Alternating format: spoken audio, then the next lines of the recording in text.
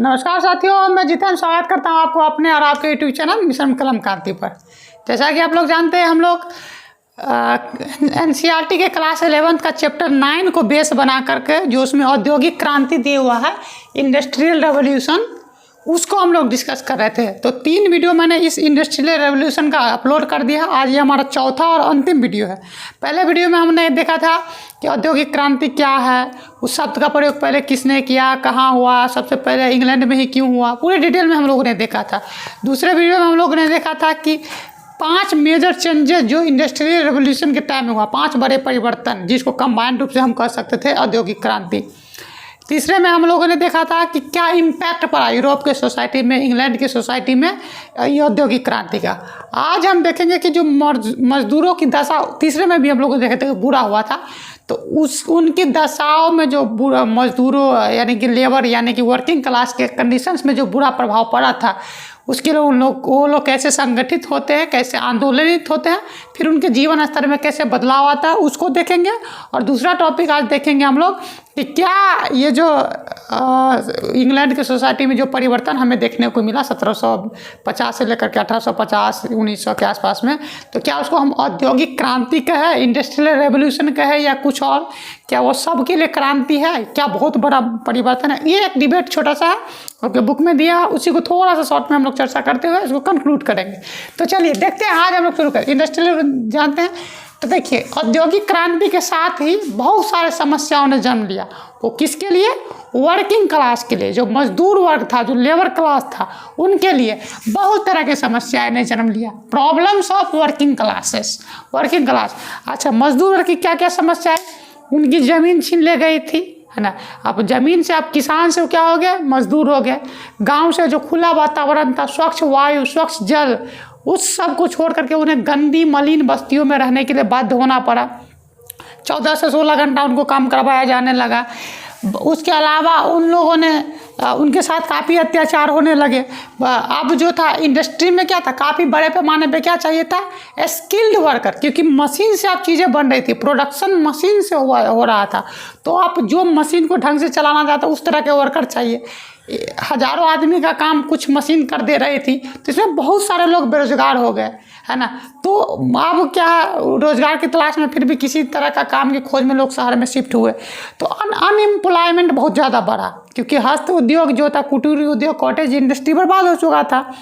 अब जो किसान वर्ग था, एक बहुत बड़ा वर्ग था, वो मजदूर वर्ग में बदल गया। उसमें कुछ जो पहले पूंजीपति वर्ग थे, वो अब क्या हो गया, जो भूसामन थे वो पूंजीपति वर्ग में, कैपिटलिस्ट में बदल गए। तो अब इसमें क्या होता है, अनएम्प्लॉयमेंट रेट बढ़ा। इससे जो गरीब व्यक्ति थे, जो किसान थे, वो अब मजदूर बन गए। उनकी स्थिति दयनीय होती गई। वो शहर में बहुत कम मजदूरी पे काम करने के लिए बाध्य थे। अधिक से अधिक काम उनसे लिया जाता था। बहुत, इतना भी उनको वेतन नहीं मिलता था, मजदूरी इतना भी नहीं मिलता था कि वो अपना सर्वाइव कर पाए, अपने परिवार को चला ले। इसलिए बच्चे और महिलाओं को भी काम पे लगाना पड़ रहा था उनको। इसके अलावा इस व्यवस्था में आपने देखा था कि धनी लोग और धनी होते गए, रिच और रिच होते गए, और जो गरीब थे, मजदूर थे, और गरीब होते चले गए। तो ये सारे व्यवस्था थे। मजदूरों के जीवन का अर्थ ही क्या था? एकदम अभाव। मतलब उनके जीवन में lack of food, lack of घर, लैक ऑफ क्लॉथ, मतलब सारे चीज़ की कमी ही कमी था। हर तरह से वो लोग क्या थे, उनके पास अपने मुश्किल से एक झोपड़पट्टी के अलावा कुछ रहता नहीं था, वो भी गंदी बस्तियाँ में, स्वच्छ पानी भी है नहीं। इसके अलावा ये जो मजदूर वर्ग के लोग थे, मतलब पूरा 14-14 घंटा काम करके, जो बड़े पूंजीपति लोग थे, उनके लिए 14-16 घंटा काम कर करके इतना उनके आवश्यकता से कई अधिक, उनके लागत से कई गुना अधिक तो उत्पादन कर देते थे, प्रोडक्शन कर देते थे। लेकिन बदले में उनको क्या, इतना भी अनाज नहीं मिल पाता था, सीरियल्स मिल पाता था कि वो अपना और अपने परिवार का भरण पोषण कर पाते। इंडस्ट्री में बहुत बड़े पैमाने पे क्या, फैक्ट्री में वो लोग काम कर दिया करते थे। किसके लिए? मतलब इंडस्ट्री, कैपिटलिस्ट के लिए। इतना उनके लागत से कई गुना ज़्यादा फायदा उनको दिलवा देते थे, लेकिन उतना भी उनको मजदूरी, वेजेज नहीं मिलता था कि अपने परिवार का जीवन यापन कर पाए। तो मतलब हर तरह से उनके साथ समस्या ही समस्या थी। इतना नहीं, इंडस्ट्रियल सिटी में जो रह रहे थे, औद्योगिक नगरों में, गंदी बस्तियों में उन्हें रहना पड़ता था। एक तरफ शोषण वो मजदूर क्या बोलते कैपिटलिस्ट पूंजीपति करते थे, 14 से 16 घंटा काम करते थे, कभी बिना बताए कभी भी किनको काम से निकाल दिया जाना, कभी फायर काम से निकाल देना मतलब आप फायर कर देना, मारपीट करना, बेवजह फालतू गाली, ये सारी चीज़ें उनके साथ कॉमन थी, उनके लिए मतलब उनके जीवन के आधार ये हो गया था। तो इन सारे समस्याओं को देखते हुए क्या किस प्रकार की समस्या, अनहेल्दी कंडीशन में वर्क मतलब गंदी मलिन बस्तियों यानी कि स्लम एरिया में रहना पड़ता था, छोटे छोटे बताए थे हम तीसरा वीडियो में। उसके बाद वर्क काम अत्यधिक करवाया जाता था, कम मजदूरी दी जाती थी, अधिक काम के घंटे, बेवजह मारपीट, बेवजह क्या गाली गलौज, बेवजह काम से निकाल देना, बेदखली, मल्टी डायमेंशनल शोषण, एक्सप्लॉयटेशन, मल्टी डायमेंशनल प्रत्येक तरीक़ा से बेगारी करवाना, मतलब बिना सैलरी दिए काम करवाना। इन सारे समस्याओं को देखते हुए उन्हें अब मजदूरों को समझ में आ जाने लगा कि भाई अकेले से कुछ नहीं होगा, संगठन में शक्ति है। अब सब लोग मजदूर संगठित होने लगे, है ना। अब क्या होने लगे, वो लोग संगठित होने लगे। तब उन्होंने क्या निर्माण किया, ट्रेड यूनियन, इसको कहते हैं मजदूर संघ, ट्रेड यूनियन यानी कि मजदूर संघ का निर्माण किया।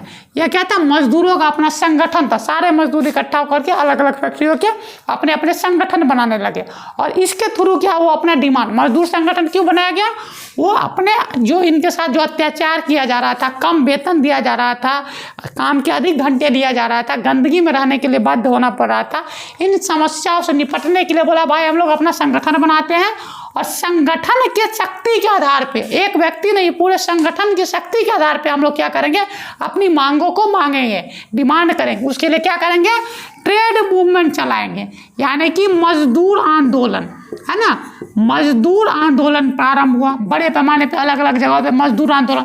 इन लोगों की डिमांड क्या क्या थी, जैसे कि जो मजदूर था, लेबर था यानी कि वर्किंग क्लास था, उनके लिविंग स्टैंडर्ड को इम्प्रूव करा जाए, है ना। जो अनहेल्दी कंडीशन में रहने के लिए मजबूर किया जा रहा है, साफ़ सफाई, पीने का पानी हो, स्वच्छ वायु हो, स्वच्छ एरिया में रहने के लिए दिया जाए, काम कम से कम हो, मजदूरी जितना ज़रूरत है उसके हिसाब से करवाया जाए और मजदूरी जो वेजेज है सही ढंग से सैलरी उन लोगों को मिले। इन सब मांगों के लिए मेल या इतना है, छोटा छोटा मांग, ब्रेड और फूड के लिए, क्योंकि इतना भी वेतन उनको नहीं मिलता था सैलरी की ढंग से खा सके, परिवार चला सके, तो इन सब के लिए अपना डिमांड बराबर करते हैं, है ना। ट्रेड मूवमेंट यानी कि मजदूर आंदोलन प्रारंभ करते हैं। जब इनकी मांगे नहीं मांगी जाती है तो तोड़ फोड़, हड़ताल, ये सारे करते हैं। तो ये सारे चीज़ें होती हैं, फिर ये सब बराबर होती रहती है। जब ये हड़ताल होगा तो उधर से जो कैपिटलिस्ट है उनके पास तो सारा पावर है, सारा ताकत है, आर्मी का यूज के या पुलिस का यूज करके सारे को तहस नहस दबा देते थे। बहुत सारे लोग ट्रेड मूवमेंट में मारे जाते थे। समय के साथ धीरे धीरे इसमें चेंजेस आता है ना। कई सारे मांग इनकी मांगी जाती है, धीरे धीरे आता है, फिर इसमें आते हैं।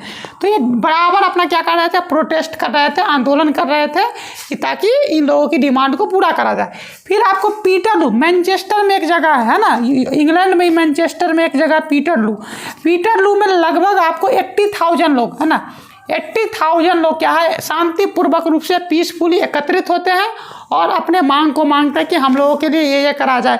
जैसे कि उनका मांग था कि डेमोक्रेटिक राइट दिया जाए, लोकतांत्रिक तरीका, जैसे कि मजदूर संगठन बनाने का अधिकार दिया जाए, वोटिंग राइट्स दिया जाए। इसके अलावा पॉलिटिकल ऑर्गेनाइजेशन, यही मजदूर संगठन सब इलीगल, कैपिटलिस्ट सब जो है मजदूर संगठन को इलीगल बताया कि नहीं तुम लोग नहीं बना सकता, कोई संगठन नहीं बना सकते हो। तो ये बोला ये हमें मजदूर डेमोक्रेटिक मतलब बोलने की स्वतंत्रता दी जाए, डेमोक्रेटिक राइट्स दी जाए, पॉलिटिकल राइट्स दी जाए, पॉलिटिकल ऑर्गेनाइजेशन बनाने का राइट्स दिया जाए, मीटिंग करने, है ना, इकट्ठा नहीं होने दिया जाता था मजदूरों की, ताकि लोग मीटिंग करके कुछ बड़ा प्रदर्शन ना कर दे, स्ट्राइक ना कर दे, मीटिंग करने और प्रेस की स्वतंत्रता दी जाए।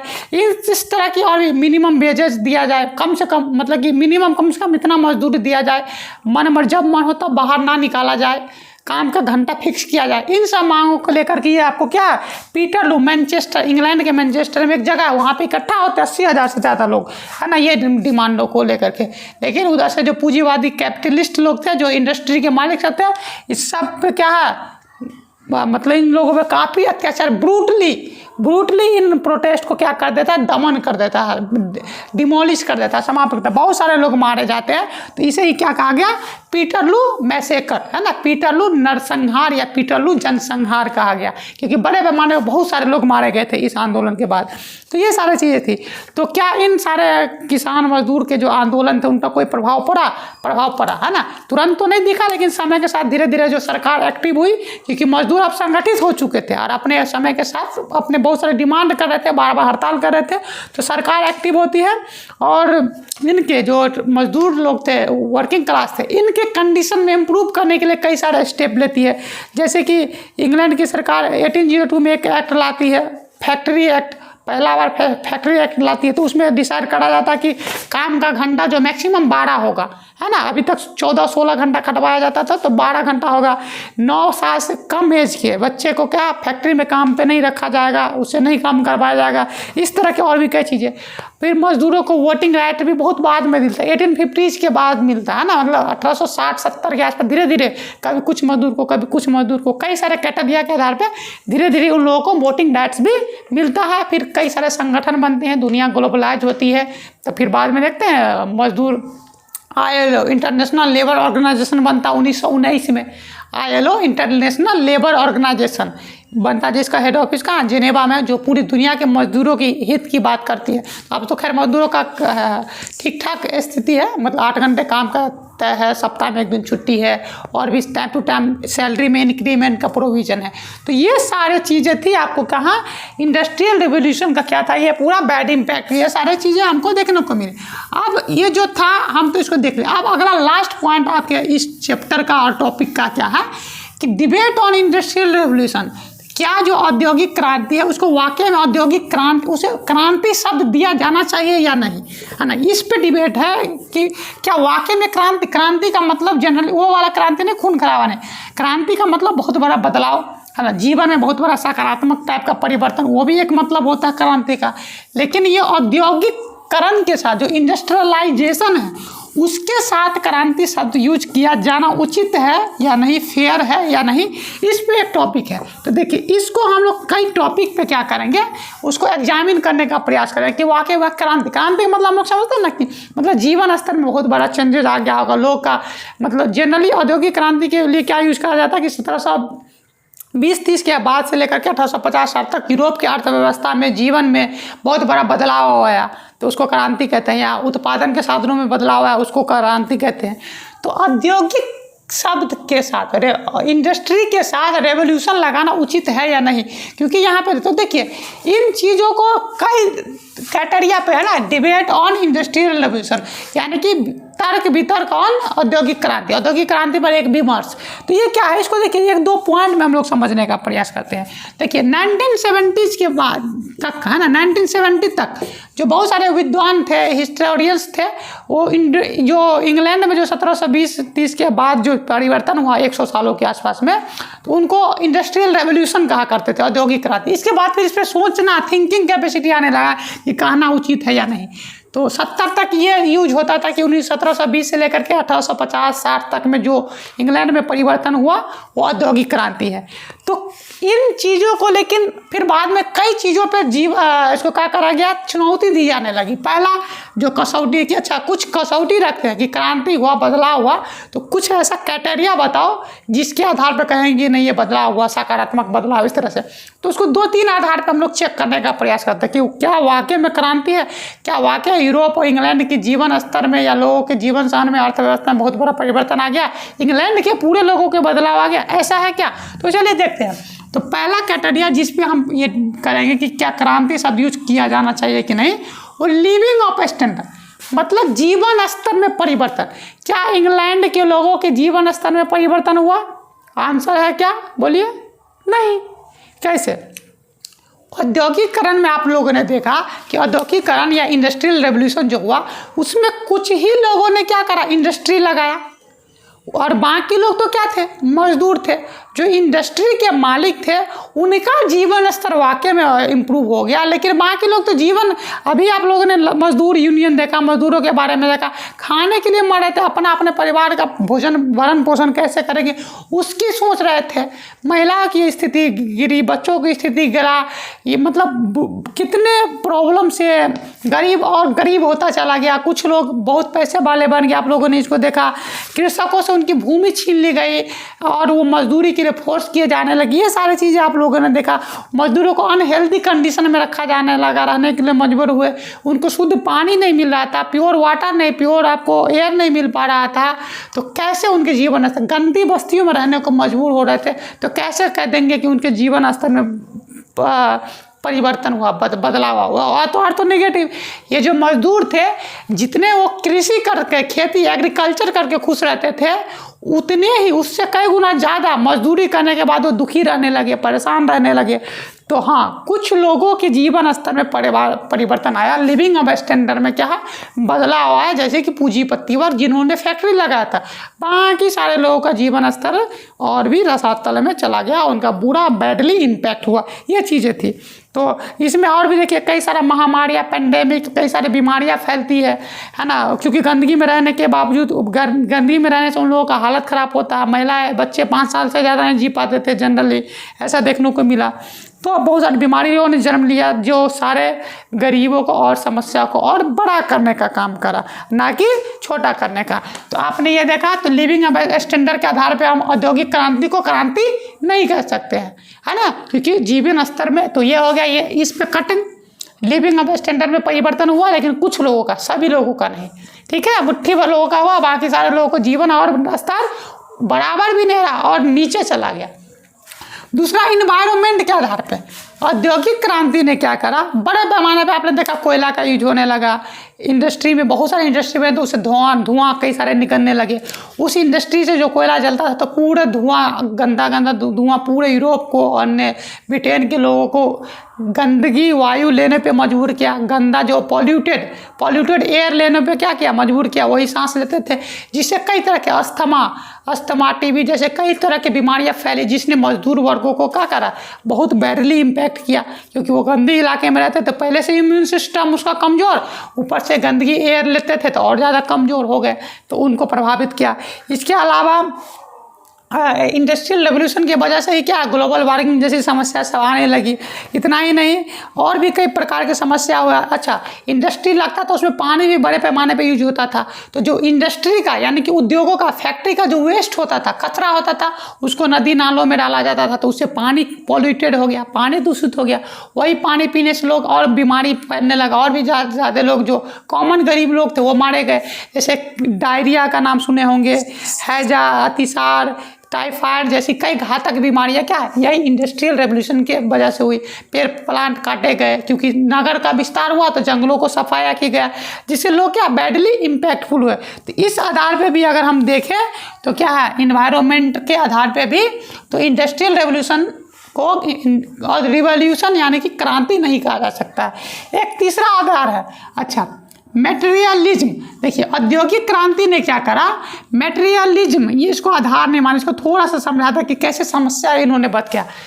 मेटेरियलिज्म यानी कि भौतिकवाद को, इंडस्ट्रियल रेवोल्यूशन ने क्या करा, भौतिकवाद को बढ़ावा दिया। भौतिकवाद क्या होता है, मतलब वस्तुओं का ज़्यादा से ज़्यादा, अच्छा इसका मालिक मैं हो जाओ, ये भी मेरा हो जाए, वो भी मेरा, कार भी मेरा, बंगला, गाड़ी, रोड, 10 फैक्ट्री है तो 20 हो जाए, 50 हो जाए, मतलब जितना ज़्यादा संपत्ति है वो मेरे से आगे ना निकल जाए, उससे आगे मैं रहूँ। भौतिकवाद मतलब संपत्ति या धन का अपने पास कंसंट्रेशन करने की जो सोच है ना, वही भौतिकवाद है। तो इसको बढ़ावा दिया। इससे क्या हो, लोगों में तनाव बढ़ा, तनाव यानी कि टेंशन बना, अनिद्रा, आज अच्छा वो मेरे से आगे, मैं उससे आगे निकलूँगा, इस तरह के कंपटीशन हुआ। इसमें तनाव यानी कि टेंशन।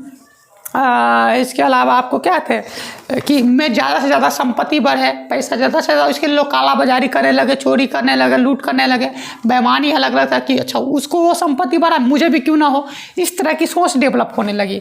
तो ये सब चीज़ें हैं। भौतिकवादी जो मेटेरियलिज्म कंपटीशन था, उसने लोगों को तनाव टेंशन में डाल दिया। स्पिरिचुअलिज्म जो अध्यात्म था, जो कहता कि अच्छा ये पूरा दुनिया ही मेरा है, मैं ही पूरा दुनिया का हूँ, कोई उस तरह का भावना नहीं। वो चाहता तो तनाव अध्यात्मवाद ये भौतिकवाद को दबा सकता था, लेकिन जो ये भौतिकवाद इंडस्ट्रियल रेवोल्यूशन ने क्या किया, और का होड़ लगाते कि मेरा ये हो जाए, ये भी मेरा हो जाए, वो भी मेरा हो जाए, उसका भी मालिक मैं हो जाऊँ। ये सोच को बढ़ा दिया, जिसने अध्यात्मवाद उसको दबा सकता था, लेकिन अध्यात्मवाद को ही भौतिकवाद क्या कर दिया, समाप्त कर दिया। इससे लोगों में बहुत तरह की समस्या होगी। आप देखो कॉलोनियलिज्म का प्रभाव बढ़ा।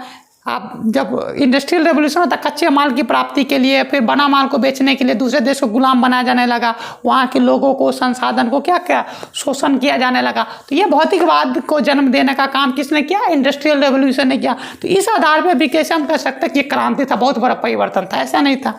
हाँ, तो इस बेस पे भी आता है। अब आता है कंक्लूजन कि हाँ आप कहना क्या चाहते हैं कि क्या ये क्रांति नहीं था तो क्या था। हाँ, आप इसको औद्योगिक क्रांति का, क्रांति छोटा वर्ड नहीं है, इसका बहुत बड़ा मीनिंग होता है। क्रांति तो जनरली खून खराबा वाला वो नहीं, क्रांति का मतलब होता है किसी समाज में, वहाँ के लोगों में जो सकारात्मक बहुत बड़ा परिवर्तन होता है, वो होता है क्रांति, ना कि किसी चीज़ों में उत्पादन। हाँ, आप इसको एक चीज़ कहा जा सकता है कि औद्योगिक क्रांति के जगह औद्योगिक प्रगति, इंडस्ट्रियल प्रोग्रेस, कि उद्योगों ने क्या करा, डेवलपमेंट करने लगा, ना कि लोगों के जीवन में परिवर्तन ला दिया। तो ये सारा चीज़ें थी। तो कंक्लूजन में हम कह सकते हैं कि देखिए, मानव के अगर लिविंग ऑफ स्टैंडर्ड, जीवन स्तर के आधार पर अगर हम कहें कि औद्योगिक क्रांति इंडस्ट्रियल रेवोल्यूशन था, क्रांति था, तो ये इनवैलिड है ना, ये क्रांति नहीं था, क्योंकि मानव के जीवन को इसने बुरा तो इम्पैक्ट किया। हाँ, लेकिन ये करा जाए कि प्रोडक्शन के व्यू से, कि उत्पादन की दृष्टि से क्रांति था, वाक्य उत्पादन में बहुत बड़ा परिवर्तन आया तो क्रांति कहा जा सकता है। कुछ पूंजीपतियों के संपत्ति में बहुत बड़ा वृद्धि आया तो क्रांति कहा जा सकता है। जो मिल मालिक थे उसके संपत्ति में वृद्धि हुआ, उसके फैक्ट्री में वृद्धि हुआ। यूरोप के इकोनॉमी में, ट्रेड में, कॉमर्स में, यूरोप के व्यापार वाणिज्य में काफ़ी बड़ा परिवर्तन आ गया, बड़े पैमाने पे होने लगा, तो कहा जा सकता है क्रांति है। तो आप इन सारे चीज़ों को एक महान, इन आधारों पे कह सकते क्रांति, लेकिन आम आदमी के लिए ये क्रांति नहीं, एक कॉमन चीज़ थी, औद्योगिक प्रगति थी, जिसने उनके जीवन को बैटली इम्पैक्ट किया। वो अलग बात है कि बाद में समय के साथ सरकारें आती है, सारे चीज़ों को रेगुलेट करती है ना, टाइम टू टाइम, तो लोगों के जीवन में थोड़ा सा पॉजिटिव चेंज उन चीज़ों का धीरे धीरे पड़ने लगता है, बाद में बहुत बाद। लेकिन शुरुआती दौर में ये इंडस्ट्रियल रेवोल्यूशन मानव के विनाश का ही, उनके नेगेटिव इम्पैक्ट का ही कारण बना। अब देखते हैं, अभी प्रत्येक साल कॉन्फ्रेंस ऑफ पार्टीज होती है, मीटिंग होती है कि पर्यावरण का प्रदूषण कम करने, टेम्परेचर, इन्वायरमेंट का टेम्परेचर कम करो, कैसे होगा, हम लोगों ने इतना टेम्परेचर बढ़ा दिया। तो ये सारे इंग्लैंड वाले, यूरोप वाले, अमेरिका वाले अपना टेम्परेचर बढ़ा दिया, अपना इंडस्ट्री लगा करके। अब हम लोगों पर दबाव डालते हैं कि भाई नहीं लगाओ, कोयला नहीं जलाना चाहिए, दुनिया को ज्ञान देते हैं। तो इंडस्ट्रियल रेवोल्यूशन क्या था, पूरा कंक्लूजन हम लोगों ने 4 वीडियो में कवर कर दिया। ये इसका अंतिम वीडियो था। आप इसको ढंग से ध्यान से देखेंगे, 2-3 बार सुनेंगे, फिर किताब जो आपके NCERT है या और कोई हेल्प बुक है तो उससे औद्योगिक क्रांति को अब पढ़ेंगे तो अब आपको आसानी से चीज़ें समझ में आएगी। कुछ फैक्ट उसमें रहा होगा, उसको देखेंगे तो समझ आएंगे। तो चलिए इतना ही रखते हैं। चलिए, बहुत बहुत धन्यवाद।